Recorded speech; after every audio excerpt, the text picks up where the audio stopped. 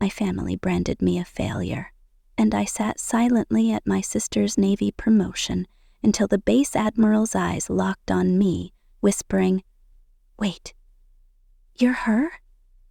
Freezing the room and leaving my father speechless with a secret about to unravel. Emily Carter, 35 years old, and I was trembling in the dim corners of my younger sister Rachel's Navy promotion ceremony when the first gunshot ripped through the humid Texas air outside the hall. My heart slammed against my ribs like a caged animal as the sharp crack echoed, followed by panicked shouts and the frantic shuffle of feet. I clutched the edge of my chair, my civilian clothes chosen deliberately to hide the truth, clinging to my sweat-drenched skin. For years, I'd buried a secret so deep it felt like a second heartbeat. A secret my family had twisted into a lie that branded me a disgraceful failure, washed out of the military before I could even begin. Little did they know the rank I held, the battles I'd fought, the lives I'd saved, and now, with that gunfire shattering the fragile peace, I wondered if the truth would finally claw its way out, or if it would bury me instead. The hall was a sea of crisp uniforms and proud faces, the air thick with the scent of polished leather and ambition. Rachel, 2 years my junior, stood at the center of it all, her new lieutenant's insignia gleaming under the chandelier lights. Our father, a retired Marine general with 30 years of iron-fisted service, beamed from the front row, his chest puffed out like a peacock. Our grandfather, a WRM Navy admiral whose legend still loomed large over our tight-knit Texas town, would have approved, had he lived to see this day. My older brother James, a lieutenant colonel in the Army, clapped with the kind of smug satisfaction only a Carter man could muster. They were the golden thread of our family's military legacy, a lineage that stretched back generations, forged in blood and glory. But me? I was the shadow, the daughter they'd written off, the one they whispered about as the failure who couldn't hack it. Growing up in that small Texas town was like living under a microscope. Everyone knew the Carters. Our name carried weight, a badge of honor tied to men who led charges and women who stayed home to raise the next generation of warriors. My father's mantra, drilled into us at every family reunion, was as unyielding as the Lone Star's sun. Carter men lead, Carter women obey. It was the natural order, he'd say, his voice booming over the clink of beer bottles and the hum of patriotic tunes. The men fought, the women supported, birthing sons to carry the torch. I was supposed to fit that mold, to smile prettily and cheer from the sidelines. But from the moment I could read, I was drawn to the forbidden.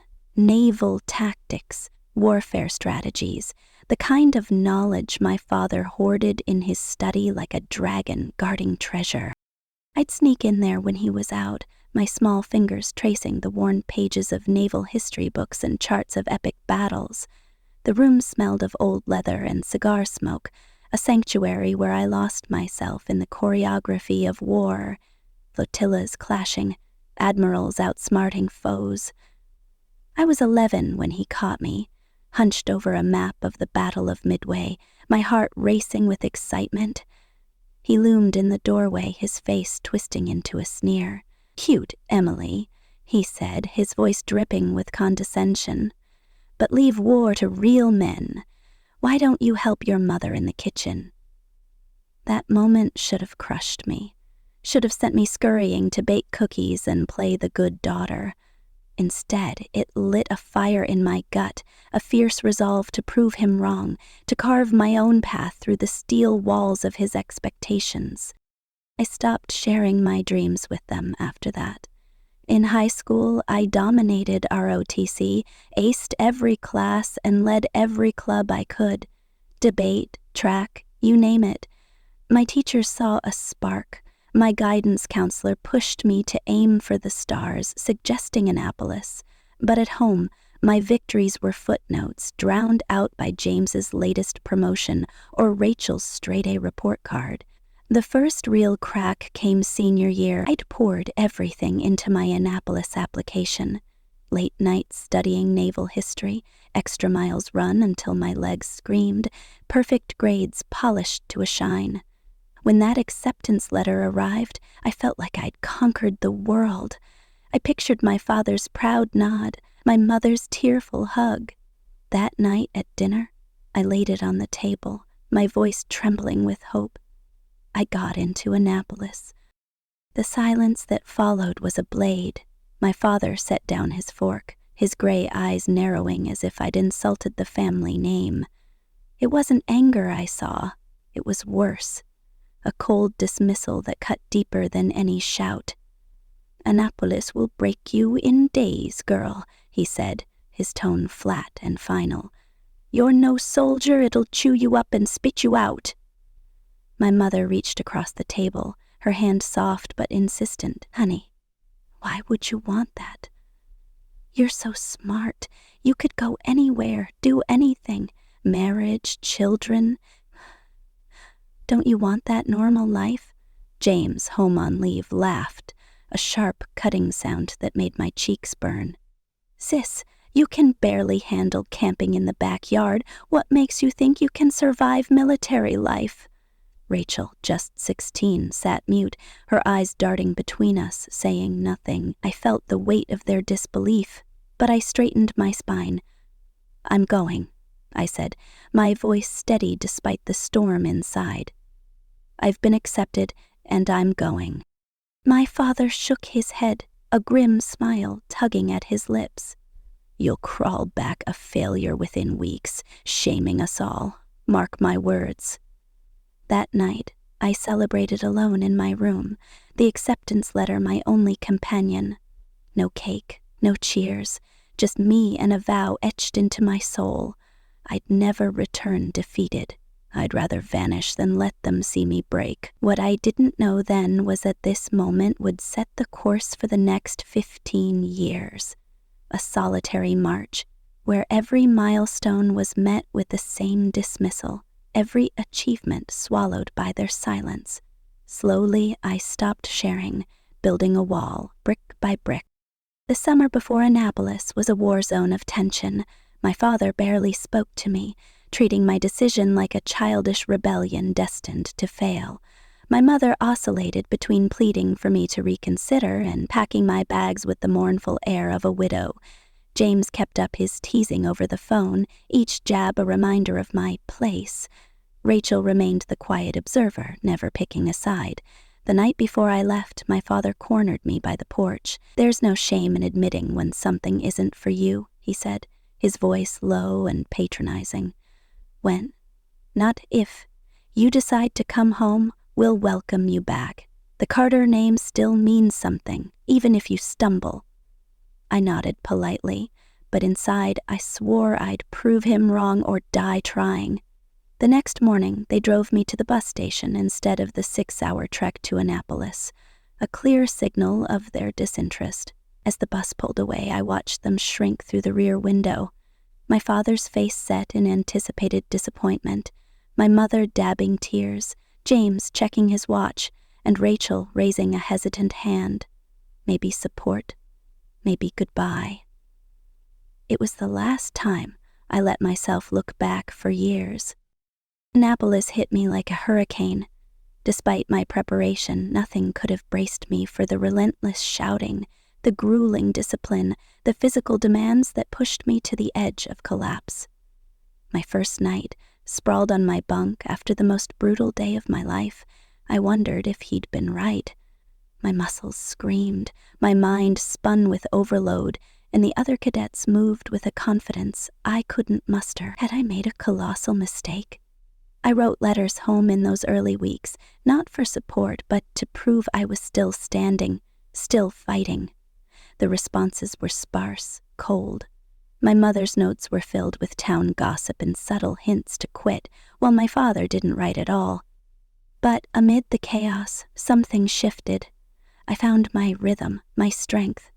More importantly, I found people who saw me, really saw me, for the first time. Sarah Mitchell became my lifeline, a fellow cadet who never doubted my place. When I aced a brutal navigation test or outlasted the pack in a drill, her congratulations were genuine. When I faltered, her support was unwavering. "You're gonna be one hell of an officer, Carter," she said one night as we polished boots side by side, the barracks quiet around us. "I'd follow you into a firefight any day." After years of dismissal, those words felt like a revolution, but then came the blow that nearly ended it all. During a training exercise in my second year, a ship explosion rocked the deck, sending shrapnel flying. I took the brunt, burns searing my arms and legs, the pain a white-hot scream. For weeks I was confined to the medical bay, watching my classmates advance while doctors debated a discharge. The word limitations haunted me, mirroring my father's prophecies. In that dark hour, when I teetered on the edge of giving up, Admiral Grace Holloway stepped in, a decorated officer with a gaze that cut through excuses. She visited my bedside unannounced, her presence commanding. "I've been watching you, Cadet Carter," she said, settling into the chair.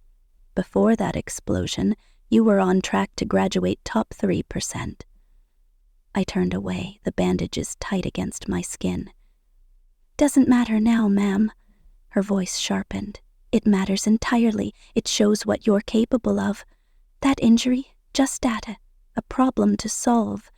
And solving problems is your gift." Holloway became my mentor, bringing tactical puzzles to unravel, arranging extra therapy when I doubted I'd walk straight again. "The Navy doesn't need untried soldiers," she told me one day, her eyes fierce. "It needs leaders forged in adversity." With her push and my stubborn will, I not only recovered, but excelled, graduating in the top 3% as she'd predicted. My commissioning ceremony was a hollow victory. My family attended out of duty, their applause polite but empty. No cheers, no proud smiles, just a formality. At the reception, my father shook my hand like a stranger. "Well, you proved me wrong about surviving," he conceded, his tone laced with doubt. "But the real Navy's different. We'll see."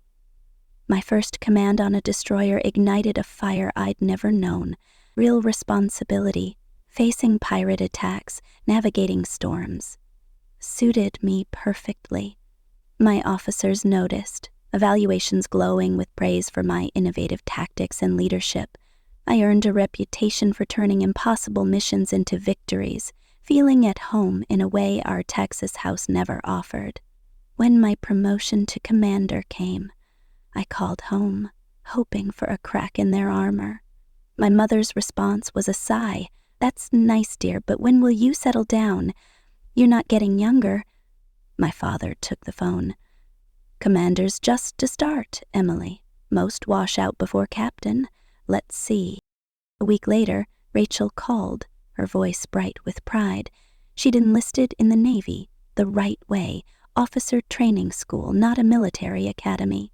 My father's approval thundered through the line. "Now that's a Carter," he boomed. "Rachel knows how to do it properly. She'll go far." That Christmas, the contrast was a gut punch. The dinner table buzzed with Rachel's upcoming career, my father dispensing advice and contacts. When I tried to share a mission success, he cut me off with a wave. "Emily's playing soldier between filing papers," he told the extended family, his tone dismissive. "Rachel's the real Carter legacy." Something snapped inside me that night. After dinner, as my father lectured me again on my unsuitable path, I snapped. "You're right, Dad. My path's different. So different I won't bore you with it anymore." He smiled, mistaking my boundary for surrender. From then on, I stopped sharing. Promotions, deployments, all of it. If they asked, I muttered, "Same old paperwork." They stopped asking, and my silence became my shield. While they pictured me stagnating in some desk job, my career soared. My problem-solving and leadership caught the eye of senior officers, landing me in covert SEAL missions. At 28, I survived a hostage crisis in hostile waters, the enemy's bullets grazing my side as I orchestrated the rescue. I celebrated alone with a glass of whiskey, no one to call. That's where I met Tom, a CIA operative with a mind as sharp as mine. Our bond grew through shared secrets, culminating in a classified wedding on base, threats of enemy retaliation looming overhead. My family attended, out of place among my comrades. "What does your husband do?" my mother whispered at the reception. "And you?" I kept it vague. "Military intelligence, that's all I can say." My father cornered Tom by the bar. "Emily was always stubborn about this military nonsense," he said. "Good to see she found someone to handle her." Tom stayed polite, but later, as we left for our honeymoon, he asked, "Why do they think you're a failure? Your dad talked like I'm babysitting you." I sighed, unloading the years of dismissal. It's easier this way. They've built a story, and fighting it just stirs conflict. As my security clearance rose, so did my promotions, fueled by missions that saved lives but stayed classified. My family's narrative shifted. Failure became mental instability, a tale spread at reunions like wildfire. "Such a shame about Emily," my aunt murmured to a cousin. "Military broke her, too proud to admit it." My mother fed the myth with concerned glances, pushing me toward stable suitors despite my marriage. Rachel's steady rise in the Navy, celebrated by my father as the true Carter path, contrasted with my hidden role in designing her training protocols. A classified mission against a terrorist fleet, where I dodged torpedoes to sink their flagship, earned me a rear admiral promotion. The ceremony was private, Tom and a few cleared colleagues my only witnesses. As stars were pinned to my uniform, pride mingled with an ache my family would never know. That ache lingered when Rachel's captain promotion invitation arrived. Despite our rift, she was my sister. I decided to go, hoping for a bridge, unaware it would detonate my worlds. The invite sat on our kitchen counter for days, my instinct to decline warring with a flicker of hope. "You don't have to go," Tom said, watching me stare. "No one would blame you." "She's my sister," I replied. "That still means something." He pressed, "Uniform or civilian?" The stars on my dress blues would force a reckoning. "Civilian," I decided. "It's her day." Tom nodded, unconvinced, promising to join later. The morning of, I picked a plain blue dress, hair pulled back, driving to the base with rehearsed deflections for their jabs. I arrived early, aiming to slip in unnoticed, but my mother spotted me in the parking lot. "Emily, over here," she called, waving like we were best friends. My father and James stood nearby, their military pride a silent uniform. "You made it," my father said, his tone implying surprise. "Good to see effort for Rachel's day." I nodded, and as we walked, my mother latched onto my arm, her grip more restraint than affection. "You look nice, dear. A bit thin. Eating okay?" Before I could answer, Air Force officers approached, greeting my father warmly. "Colonel Carter, an honor. Rachel speaks highly of you," he puffed up. "The Carter legacy continues with her." Then he gestured to me. "This is Emily. Tried the Navy, but it wasn't her fit." The officer's interest faded, and my mother whispered, "She has a government desk job now. Gets anxious talking about it." Heat rose in my cheeks, but I kept my mask. The hall filled with introductions, each laced with my failure narrative. James embellished. "Remember when she cried at that war movie? Shoulda known she couldn't handle it." Rachel's silence felt like betrayal as our eyes met, her small smile apologetic but inactive. Seated, my jaw ached from feigning calm, the weight of years crushing me. I considered fleeing, maybe a fake emergency, but memories flooded back. My father's predictions, my mother's pleas, James's taunts. Rachel's quiet. I thought of the classified ops I'd led, lives saved, officers I'd guided, none of it real here, where I was just the failed Carter daughter. My hand reached for my phone, then stopped. Running would prove them right. Staying, enduring with dignity, was my strength. As the ceremony began, I focused on Rachel, giving her the support I'd never received. The proceedings rolled with precision. Speeches on duty, guest honors. I avoided eye contact, breathing steadily. Then came the announcement. Admiral Daniel Pierce, base commander, would oversee promotions. My pulse spiked.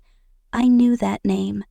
We'd collaborated on a joint op months ago, a classified mission where he'd reported to me.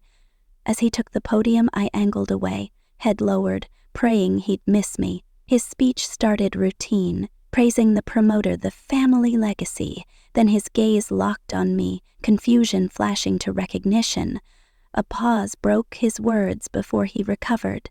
I held my breath, hoping protocol would shield me. But as he spoke of proud traditions, the room tensed. I had no idea my carefully built walls were about to crumble. After the formalities, Rachel stood radiant in her new rank, surrounded by family glory. I lingered apart, offering a smile, planning a quiet exit. Then I saw Pierce cutting through the crowd, his stride purposeful. My military instincts kicked in despite the dress. He stopped before me, surprised beneath his professionalism. In a voice that carried, he said, "Ma'am, you're Rear Admiral Carter." The room stilled. My father, mid-straight about Rachel, turned slowly. "I didn't expect you here, Pierce." The moment Admiral Daniel Pierce's voice cut through the stunned silence, "Ma'am, you're Rear Admiral Carter." My world tilted on its axis. The grand hall, with its gleaming chandeliers and rows of crisp navy uniforms, seemed to shrink around me, the air growing thick with the weight of a secret I'd guarded for years. My father, mid-anecdote about Rachel's childhood grit, froze mid-sentence, his weathered face draining of color as he turned to face me. My mother's hand flew to her mouth, a gasp escaping as if I'd confessed to a crime. James's jaw dropped, his smug confidence shattering like glass. And Rachel, my quiet, ever-observing sister, stared at me with wide eyes, a flicker of something unreadable passing through them. Betrayal? Shock? I couldn't tell. The gunfire outside had faded into a distant echo, but the real explosion was happening right here, in the heart of my family. I stood there, my plain blue dress feeling like a flimsy shield against the tidal wave of their disbelief. Pierce, oblivious to the personal storm he'd unleashed, pressed on, his voice steady with military respect. "I didn't expect to see you here, ma'am. Your leadership on Operation Silent Tide was nothing short of miraculous. Thwarting that nuclear plot saved thousands. We're still implementing your protocols across the fleet." The words hung in the air, each one a dagger to the narrative my family had woven about me. I forced a calm nod, my training kicking in. "Thank you, Admiral. It was a team effort, and today is Captain Rachel Carter's day. I'm here as family, not in an official capacity." His eyebrows lifted in surprise. "Your sister? Remarkable. 2 Carter women serving with such distinction. Your family must be incredibly proud."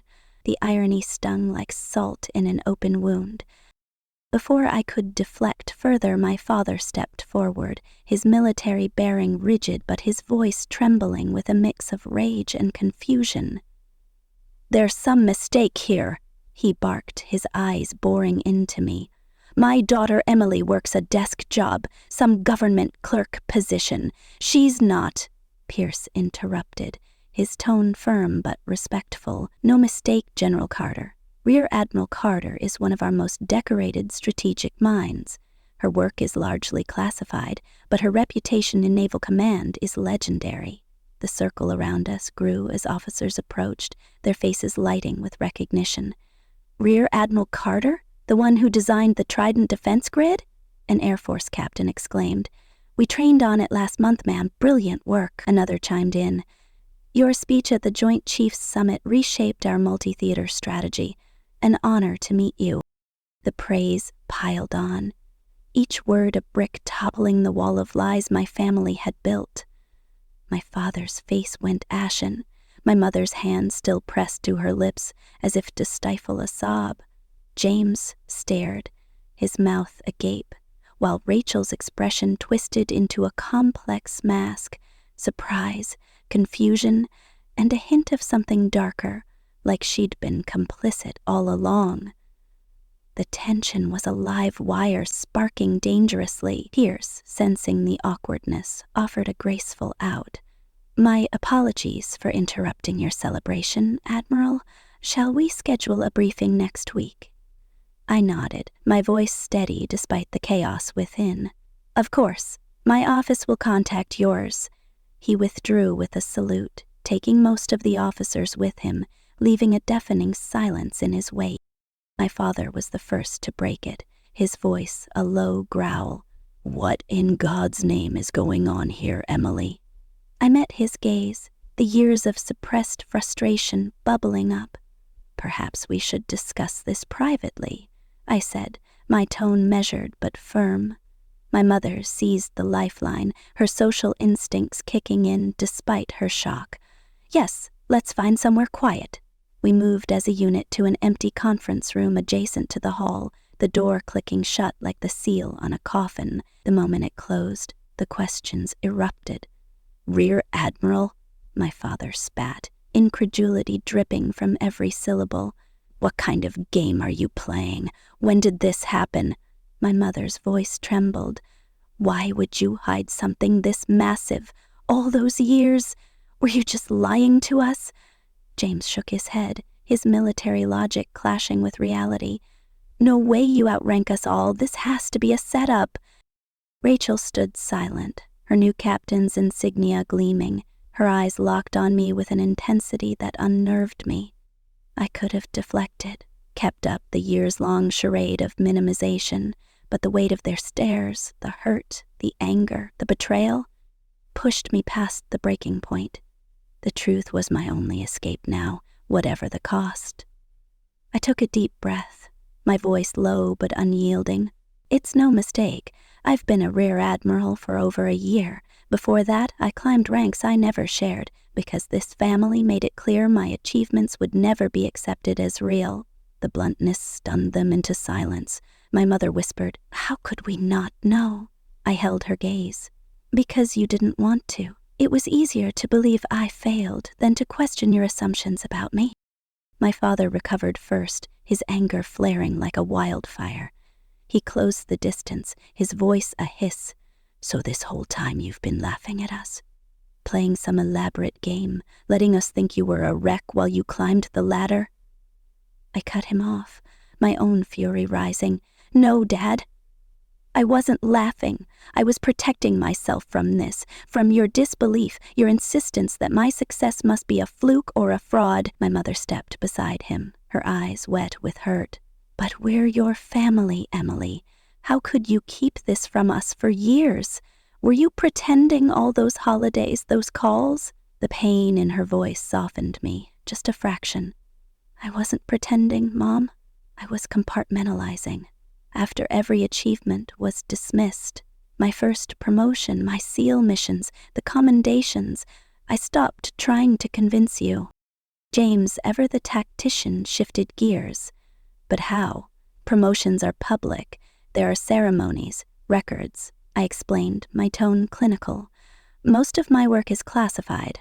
My promotion was a private affair, security clearance limiting disclosure. Did any of you ever check my status?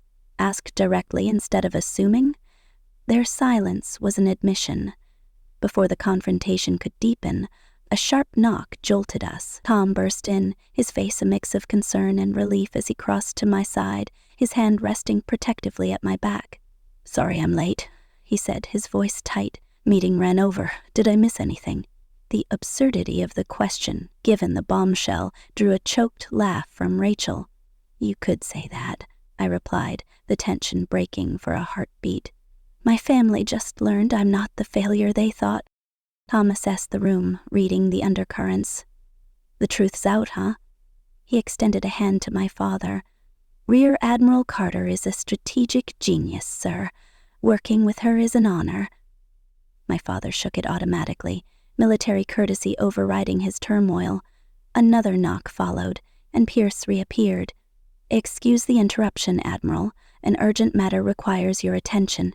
A potential breach in the Trident grid." The timing was a double-edged sword, proof of my rank delivered as they grappled with it. "I'll be right there," I said, turning to my family.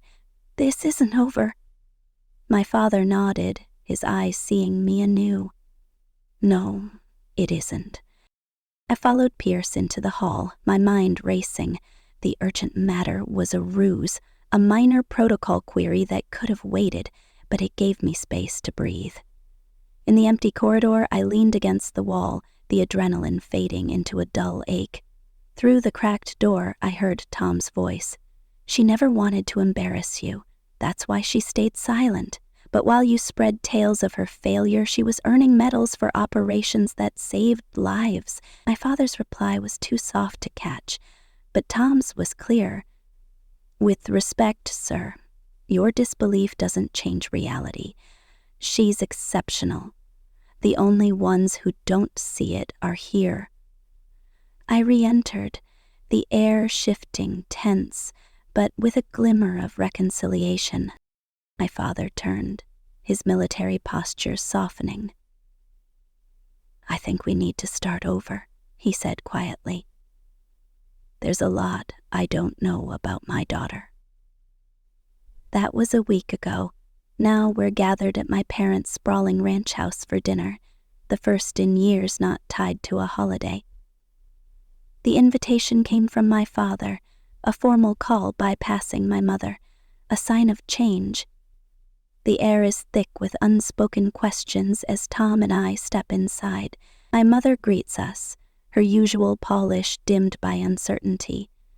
"Emily, Tom, thank you for coming," she says, hugging me with a gentleness that feels foreign.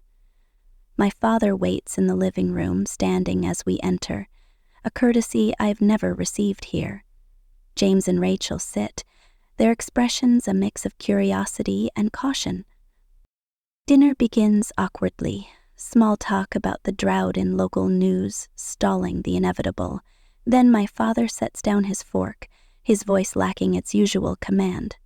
"I've been thinking this week," he begins, "and I owe you an apology, Emily. Several, in fact." The words hit me like a shockwave, leaving me speechless. "I made assumptions based on outdated beliefs," he continues. "I dismissed your achievements, crafted a false narrative about your service. It's hard to admit I was wrong, especially about something so core, but I was wrong about you. Completely." My mother reaches for my hand, tears brimming. "We all were. When Pierce called you Admiral, I thought it was a mistake. Then Tom explained, your work, your rank. How did we miss it? I soften, because I stopped telling you after years of dismissal. I built that wall." James surprises me. "That's on us. We made it impossible for you to share. That's not family." Rachel speaks, her voice steady. "I knew something didn't add up, your poise, your insights, but I never challenged the story. I'm sorry, Em. I should have been a better sister." The apologies are raw, but healing will take more. "I appreciate this," I say carefully, "but it won't fix overnight. There are years to unravel." My father nods. "You're right. This is just the start. I'm not asking for forgiveness yet, just a chance to know the real you." I nod. "I'd like that, but it has to change. My achievements can't be dismissed. You need to listen," my mother asks. "How do we prove that?" I suggest ask real questions about my work, what I can share, without preconceptions. Acknowledge my path's value. The conversation shifts, my family asking about my strategies, my challenges. For the first time, I feel heard. As the night unfolds, a new possibility emerges, authentic connection over old myths. But the peace is fragile.